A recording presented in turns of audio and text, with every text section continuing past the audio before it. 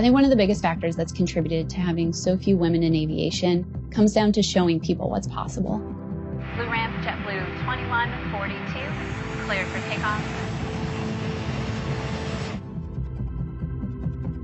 When I show up at work, I don't feel like my job is any different because I'm a woman. And in reality, we're all there with the same qualifications, the same certificates to safely bring our passengers to their destination. My name is Danielle Voss, and I'm a commercial airline pilot for a living. So on a typical workday, I tend to show up at the airport later in the afternoon or the evening and fly to Europe overnight. Certainly one of the challenges of being an airline pilot is that when you're at work, you are away from home. Generally, what I like to do is spend 3 days on the road, followed by a couple days at home between each trip. I felt fortunate that my husband's also an airline pilot, so he did understand the schedule, and he's away from home just as much as I am. Oftentimes, people think that family planning might inhibit females from becoming airline pilots. My argument against that is that men have families and they've been pilots, so why can't women? So this is the Airbus, the A320 and 321 series. This is the plane that I fly. I fly this airplane out to the West Coast, down to the Caribbean, as well as from Boston over to Europe. So in my flying career, I've accumulated over 6,500 hours. Over 3,500 of those hours have been here at the Airbus and the A320.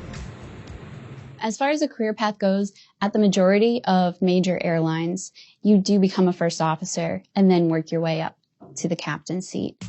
When I did start in this industry, the pay scale was different than it is today. Starting out, I only made about close to $30,000 a year, whereas today I'm in a much better situation. Here at JetBlue, pilots do make six-figure salaries. Starting out, you will be in the $100,000 range, and long-term as a tenured captain, you can be looking to make upwards of $350,000 a year.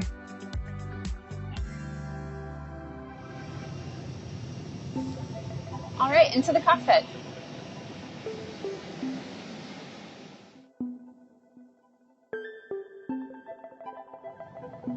There's a lot of circuit breakers up here. We have fire, hydraulic, fuel, electric, air conditioning. We have our APU controls as well as the lights. This is the seat where the first officer sits. This is where the captain sits. On these boxes below, this is where we program the flight plan, also where we control our radio communications and frequencies so we can communicate with air traffic control. As you can see, it can get pretty bright up here, so it's important to always have sunglasses, wear sunscreen, but we also have a sun visor to help us on those sunny days. The first time I was ever on a flight, the first initial takeoff, I instantly fell in love with the aircraft, the power, the look out the window, the fact that everything was getting smaller. I can't remember a time when I was younger and traveling that I saw a female pilot, but it was still something I knew that I always wanted to do. One of the biggest frustrations is that sometimes, even at the airport, even in full uniform, people will see me or meet me, and there's the assumption that I can't possibly be the pilot.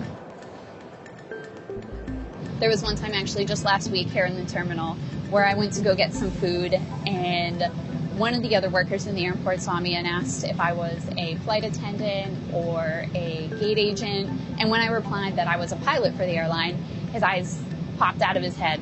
He said, "I've never actually met a female pilot before."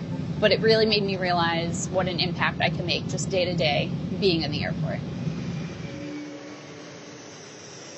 Only about 6% of U.S. commercial airline pilots are women. I think the more women pilots are out there, the more exposure we have. The more young girls will see us, and the more they know what's possible. It doesn't happen frequently, but there have been times I've actually been paired up in an all-female crew. We tend to call this an unmanned flight. There is a lot of pilot terminology or pilot lingo that we use at aviation.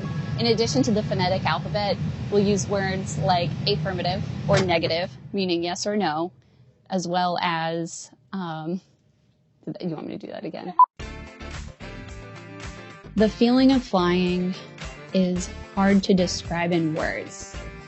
But for me, it's the feeling where you know you're in exactly the right place at exactly the right time, doing what you're supposed to be doing. Thank you, Refinery 29, for joining me on today's flight. I hope you feel inspired to join me in the skies. Before I take you to the cockpit, quick fun fact that pilots don't actually have a bathroom up there. We use the same bathroom here as the customers do.